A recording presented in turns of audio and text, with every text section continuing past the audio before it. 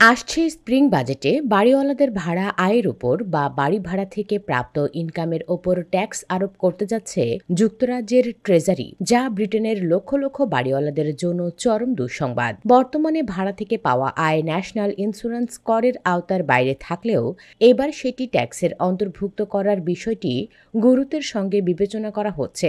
British সরকারের হিসাব অনুযায়ী এই ট্যাক্স চালু হলে বছরে প্রায় £2 বিলিয়ন অতিরিক্ত রাজস্ব আসতে পারে।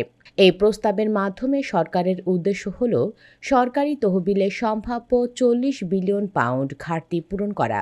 লেবার দলের একাধিক সূত্র দ্য টাইমসকে জানিয়েছে, সম্পত্তি থেকে প্রাপ্ত আয়কে অতিরিক্ত ও সহজলভ্য আয়ের উৎস হিসেবে দেখা হচ্ছে এবং বাড়িওয়ালাদের অর্জিত নয় এমন আয় থেকে ট্যাক্স আদায় করা ন্যায্য বলে তারা মনে করছেন।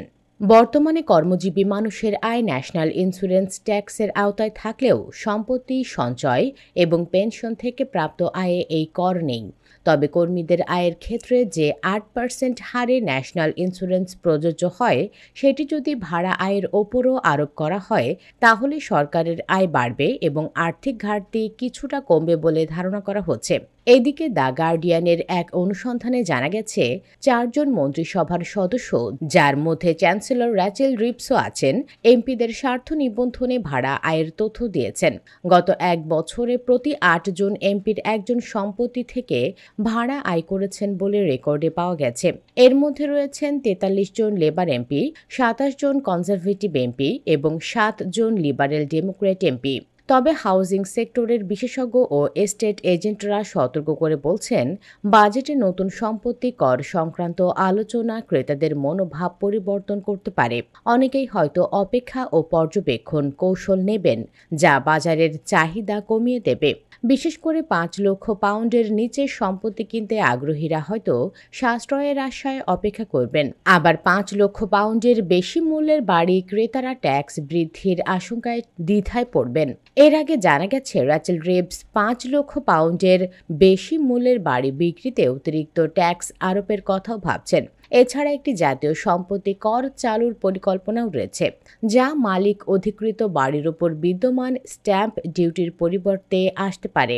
মাঝারি মেয়াদে স্থানীয় সম্পত্তি কর চালু করে কাউন্সিল ট্যাক্স প্রতিস্থাপনের বিষয়টিও বিবেচনায় রয়েছে, যাতে স্থানীয় প্রশাসনের আর্থিক সংকট মোকাবেলা করা যায়।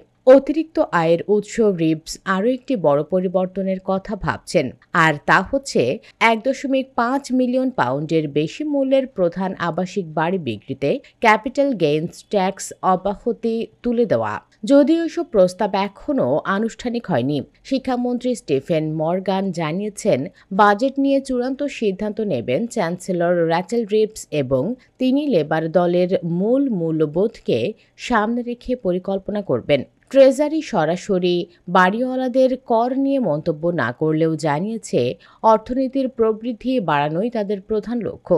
তাদের দাবি, কর নীতি পরিবর্তন ছাড়াও পরিকল্পনা সংস্কারের মতো পদক্ষেপ অর্থনীতিতে ইতিবাচক প্রভাব ফেলবে। গত স্প্রিং বাজেটে তারা কর্মজীবী মানুষের উপর বাড়তি কর চাপায়নি এবং বেসিক, উচ্চ ও অতিরিক্ত ইনকাম ট্যাক্স হার, কর্মচারী ন্যাশনাল ইন্স্যুরেন্স এবং ভ্যাট অপরিবর্তিত রেখেছে।